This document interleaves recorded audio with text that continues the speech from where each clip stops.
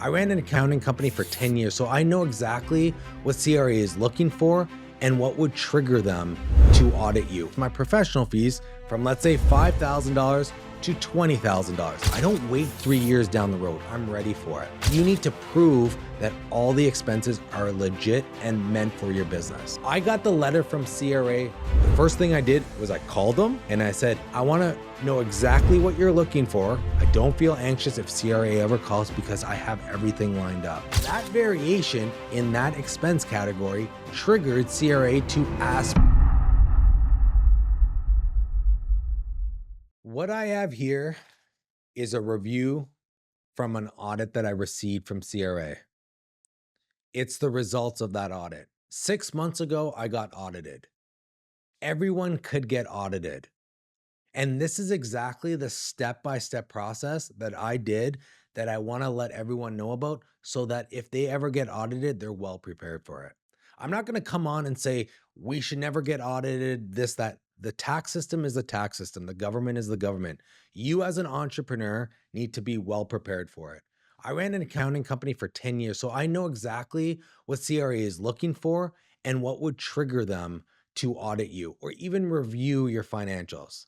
And here's the things that I did in my business and continue to do so that if anything comes up from CRA, I'm ready for it and I have a smile on my face because I know I have all the documentation in order to solve that audit and make sure that that expense is claimed and I don't have to pay penalties and interest.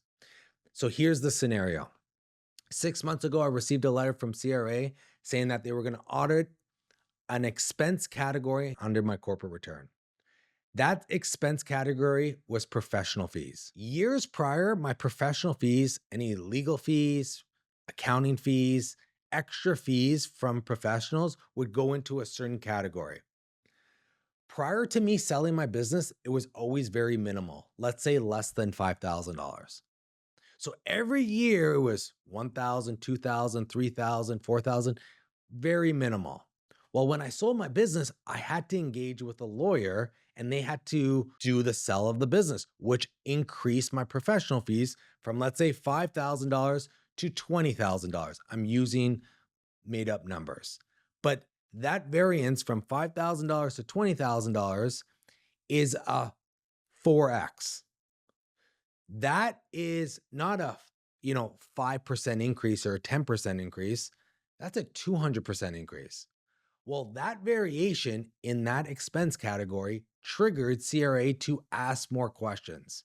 So now they wanted documentation to prove that that $20,000 expense item is claimable. Because if your income is $1 million and your expenses are $900,000, you're taxed at the remaining $100,000.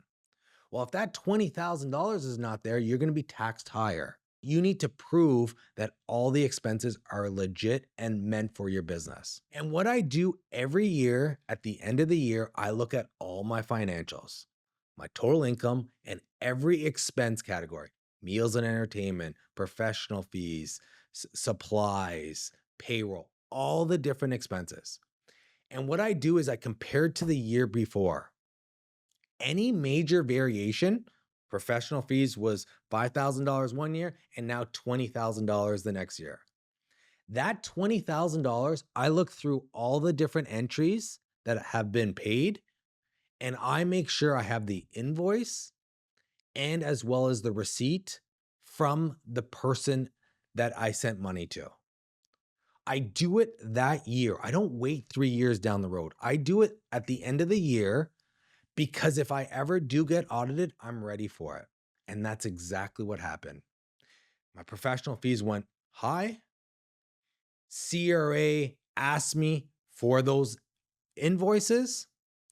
And what I did, I have a folder in my Gmail that had professional fees. I researched all of the different invoices that were received, and I had the invoices and receipts ready for it. I got the letter from CRA, let's say on the Monday. I sent him, the auditor, by the Wednesday, all the documentation. The first thing I did was I called him and I said, hey, I just received this letter. I want to know exactly what you're looking for. And we went through it and he told me exactly what he needed. I prepared it the way he wanted it to be prepared because every auditor does things differently. So I wanted to make sure that I got him exactly what he wanted and how he wanted it. That took me less than an hour. I submitted it online and then I followed up with him to make sure he received it and he had everything he needed. I didn't hear from him for a couple months and I just received a letter in the mail saying everything was approved. And I want to let every corporation, every business know it did not affect my day to day. I didn't even think about it because I was so well prepared. And those are the steps. Review the financials at the end of the year. Make sure your financials are either in a QuickBooks Online, a Xero, or an accounting file.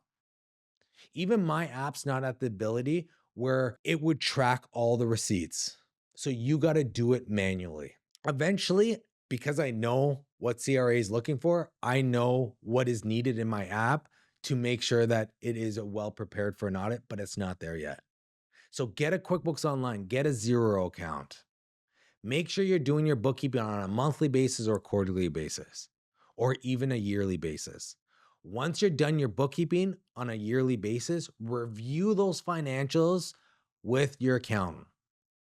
Once you review the financials of that current year, we're done 2025, review 2025 in 2026, early in 2026, and then review 2024's financials as well.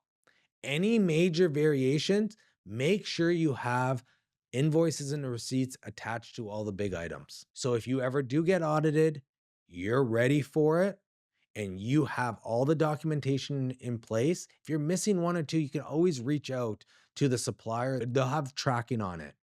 But at least you know you have the majority of the expenses. Once you have all the documentation, you then reach out to your CRA auditor and make sure whatever he needs for the audit, you have everything well prepared and very clearly spelled out so that you can submit it and then follow up with it.